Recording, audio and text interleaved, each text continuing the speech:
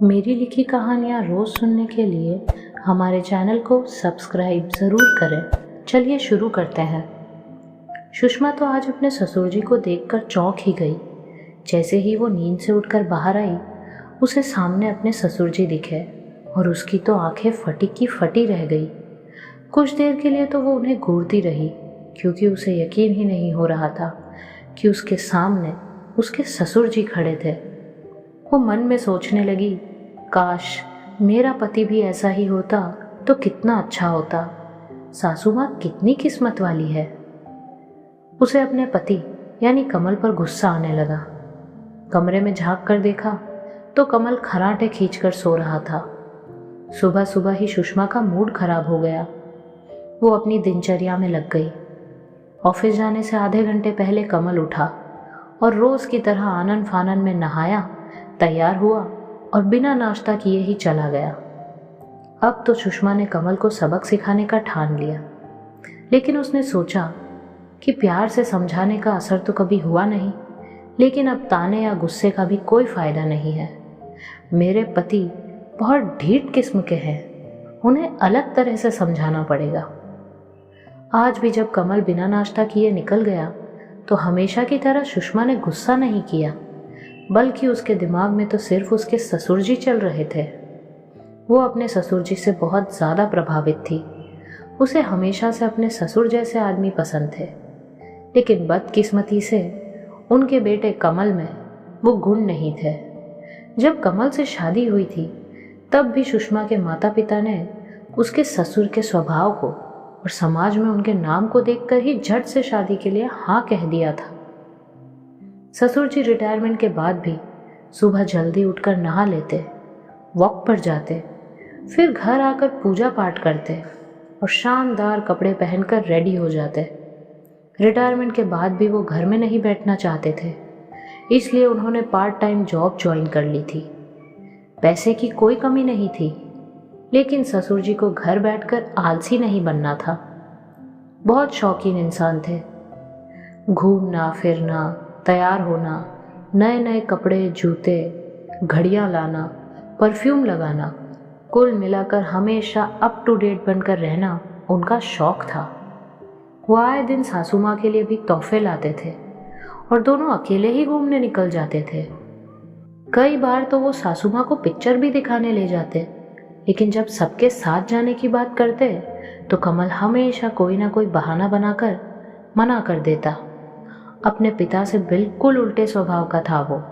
सुबह देर से उठता, दौड़ता भागता, भूखा प्यासा ही ऑफिस जाता, थका हारा घर आता और फिर आकर न्यूज़ देखता या अखबार पढ़ता और थोड़ा चिड़चिड़ करके सो जाता। सुषमा तो अपने पति के स्वभाव से परेशान ही हो गई थी। आखिर उसकी शादी को अभी 2 साल ही हुए थे, कोई बच्चा भी नहीं था। यही तो वक्त था जब दोनों पति पत्नी एक दूसरे के साथ खुलकर जी सकते थे, घूम फिर सकते थे। कभी कभी वो सोचती कि मुझसे ज़्यादा तो ससुर जी और सासू माँ घूमते हैं। एक मेरे पति हैं जिन्हें छुट्टी के दिन भी बस बिस्तर ही नज़र आता है, और एक मेरे ससुर जी हैं जो रिटायरमेंट के बाद भी घर में नहीं दिखते। कमल के स्वभाव से सभी परेशान थे, लेकिन अब कोई भी उसे कुछ नहीं कहता, क्योंकि सब मान चुके थे कि वो सिर्फ अपनी नौकरी करेगा और घर आकर सो जाएगा। उत्साह के नाम पर उसके जीवन में बस टीवी देखना ही है। सुषमा को बहुत मलाल होता जब वो अपने ससुर जी को देखती।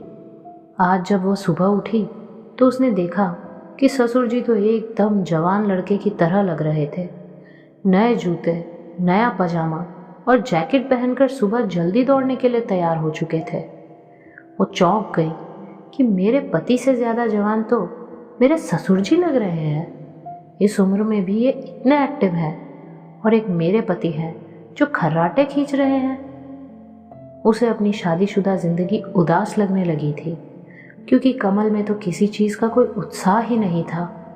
और आखिर कब तक वो सिर्फ अपने सास ससुर के साथ घूमती। एक दिन उसे उदास देखकर ससुर जी ने खुद ही दोनों के लिए चाय बनाई। चाय लेकर वो सुषमा के पास गए और कहा, बेटा बहुत परेशान लग रही हो, मुझे बताओ क्या बात है। सुषमा ने अपने दिल का सारा दुख उनके सामने बयां कर दिया। उसने ये भी कहा कि काश इनमें भी आप जैसे थोड़े गुण होते।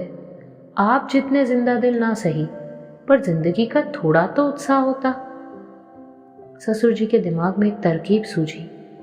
उन्होंने सुषमा को कहा कि अब से जैसा मैं कहूँ तुम वैसा ही करोगी। कल से सुबह 5:30 बजे ट्रैक सूट पहनकर रेडी हो जाना। हम दोनों साथ में वॉक पर जाएंगे। सुषमा कुछ समझ नहीं पाई, पर उसने अपने ससुर जी की बात मान ली। अब से दोनों ससुर बहू साथ में वॉक पर जाने लगे। जब कमल को ये बात पता चली तो वो थोड़ा अचंभित हो गया। उसने सुषमा को टोका और कहा, इस तरह ट्रैक सूट पहनकर अपने ही ससुर के साथ वॉक पर जाने में तुम्हें थोड़ा अजीब नहीं लगता? उसने कटाक्ष भरे स्वर में कहा, जब मेरे पति को ही फुर्सत नहीं तो ससुर जी के साथ ही जाना पड़ेगा। कुछ वक्त बाद सुषमा ससुर जी और सासू माँ के साथ घूमने फिरने लगी, पिक्चर भी जाने लगी और कोई कमल को पूछता भी नहीं था कि वो आएगा या नहीं। कमल को धीरे धीरे ये बुरा लगने लगा। उसने कहा, सुषमा, लगता है अब तुम्हें मेरी ज़रूरत ही नहीं है। सुषमा ने भी प्यार से ताना देते हुए कहा, अगर आपके भरोसे रहूंगी तो मेरी ज़िंदगी भी आप जैसी ही उदास हो जाएगी, इसलिए अब मैंने अकेले ही एंजॉय करना सीख लिया है। कमल को यह जवाब अखर गया। अब तो छुट्टी के दिन भी वो अकेला ही घर पर सोता और सास ससुर जी और सुषमा कभी पिकनिक पर चले जाते तो कभी लॉन्ग ड्राइव पर निकल जाते, लेकिन कोई भी कमल से नहीं पूछता। एक शाम जब सब साथ बैठे थे तब ससुर जी ने कहा कि बहू, तुम भी अपनी पैकिंग कर लो, इस बार हम तीनों साथ में घूमने चलेंगे। मैंने 3-4 दिन का प्रोग्राम बनाया है। कमल तो चौंक गया। 3-4 दिन? आखिर आप लोग कहाँ जा रहे हैं? मुझसे भी पूछ लिया होता, मैं भी छुट्टी ले लेता। कमल के स्वर में गुस्सा था। तभी ससुर जी बोले, छुट्टी ले लेता?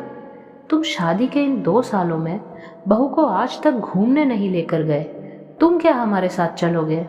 रहने दो, तुम घर पर ही आराम करो। अब 3-4 दिन तुम आराम से नींद निकालना, वैसे भी घूमने फिरने में रखा ही क्या है। कमल समझ गया कि वो कहाँ गलत था। उसमें जीवन को लेकर खास उमंग नहीं थी, लेकिन जब उसने अपनी पत्नी को उसके बिना एंजॉय करते देखा तो उसे झटका लगा। उसे एहसास हुआ कि अपनी पत्नी के साथ घूमना फिरना, एंजॉय करना, कभी कभी उसे यूं ही बाहर लेकर चले जाना शादीशुदा जिंदगी के लिए कितना ज़रूरी है। कमल ने तुरंत अपने बॉस को फ़ोन लगाया और कहा, सर, मुझे कुछ दिनों की छुट्टी चाहिए। शादी के बाद पहली बार अपनी पत्नी को घूमने लेकर जा रहा हूँ। ये सुनकर सुषमा तो हक्की बक्की रह गई। ससुर बहू ने एक दूसरे की तरफ देखा और खुशी से झूम उठे।